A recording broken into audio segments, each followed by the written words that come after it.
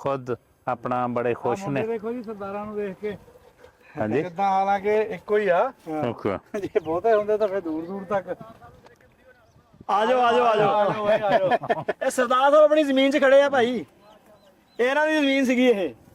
ਹਾਂ ਇਹ ਮੀਆਂ ਕਜੂਮ ਦੀ ਆਸਾਨ ਵਾਲੀ ਜ਼ਮੀਨ ਅੱਛਾ, ਹੈ। ਇਹ ਚੀਜ਼ ਪਾਲੀ ਬਾਈ ਕਿਤੇ ਨਹੀਂ ਮਿਲਣੀ ਕਿ ਪਗੜੀ ਵਾਲਿਆਂ ਨੂੰ ਦੇਖ ਕੇ ਦੁੜਕੀ ਲਾ ਮੈਂ ਦਿੰਦੇ ਕਹਿੰਦਾ ਜੀ ਸਾਡੇ ਜਿਹੜੇ ਨਾ ਹਜੇ ਪਿਆਰ ਆ ਤਾਂ ਨਾ, ਹਜੇ ਗੱਲ ਤੇ ਪਿਆਰ ਆ ਨਾ। ਹਾਂਜੀ ਇਹ ਨਾ ਤੇ ਨਫ਼ਰਤ ਨਹੀਂ ਉੱਥੇ ਇਹਦੇ ਵਿੱਚ। ਜੰਮੇ ਆ, ਨਾ ਇਹ ਪੜੇ ਨੇ, ਲੈਣ ਦੇਣ। ਸਰਦਾਰ ਸਾਹਿਬ ਦੀ।